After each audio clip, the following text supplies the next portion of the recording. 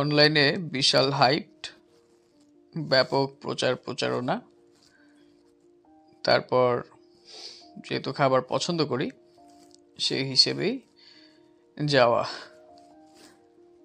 হয়তো বা অনেকে বুঝে গেছেন কোথায় গেছি। ওয়েলকাম টু আজকের ভিডিও। জি, আজকে কথা বলবো অনলাইনে ব্যাপক হাইপ তোলা একটা দোকান নিয়ে বা জায়গা নিয়ে।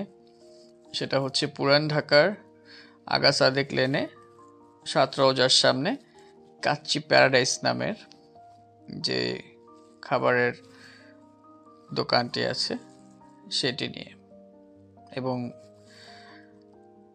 অর্থাৎ তাদের খাবার নিয়ে আর কি। আসলে ওই যে একটা কথা আছে,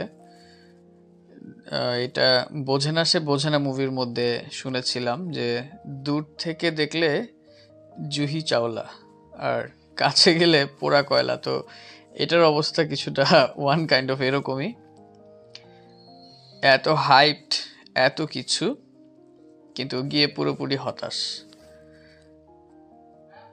প্রথমত খাবারের অনেক দাম, সেকেন্ডলি হচ্ছে খাবারের দাম অনুযায়ী মানের আশেপাশেও নাই। অনেক ওভাররেটেড একটা আসলে কাচ্চি আমি বলবো, কারণ ঢাকা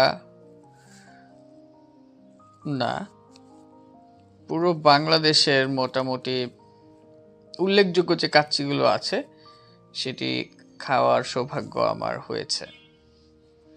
তো সে সবগুলো কাচ্চির সাথে কম্প্যারিজন করে বলছি তাদের সাথে এটা মানে আশেপাশেও নাই।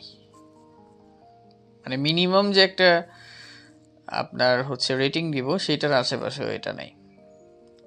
এবং তাদের যে দাম এবং তাদের যে প্রচারণা অনলাইনে, এখন আমাদের কাছে কি ভালো লাগে নাই সেটা একটু যাচাই বাছাই করার জন্য আমি অনলাইনে গেলাম এবং তাদের গুগল ম্যাপ সার্চ করতে গিয়ে সেখানে আমি অনেকেরই রিভিউ দেখলাম।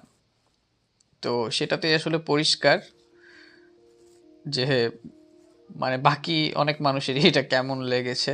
তো যাই হোক, সেদিন এমনও হতে পারে হয়তো বা আমাদের কাছে রান্নাটা ভালো লাগে নাই, খাবার স্বাদটা ভালো লাগে নাই।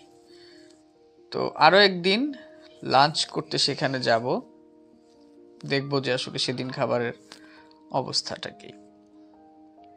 আর বাংলাদেশের মানুষ কাচ্চি, বোরহানি এগুলো তো অন্য একটা লেভেলে নিয়ে গেছে, যার কারণে ট্র্যাডিশনাল অনেক দোকানের পাশাপাশি নন ট্র্যাডিশনাল অনেক মানে রেস্টুরেন্ট এবং নতুন নতুন আরও অনেক দোকান হচ্ছে এবং তারা সেল করছে। বাট প্রাইস যেভাবে নিচ্ছে, খাবারের মান এবং কোয়ান্টিটি সব কিছুতে খেয়াল রাখা উচিত। আদারওয়াইজ তারা এই কম্পিটিটিভ একটা মার্কেটে কোনোভাবেই টিকতে পারবে না, এবং তাদের কাজ করার অনেক জায়গা আছে। ব্যাপার যাই হোক, একটি রেস্টুরেন্ট তারা চালু করেছে সাহস করে, সাধুবাদ জানাচ্ছি, এবং নিকট ভবিষ্যতেও তাদের সফলতা কামনা করছি। আসসালামু আলাইকুম।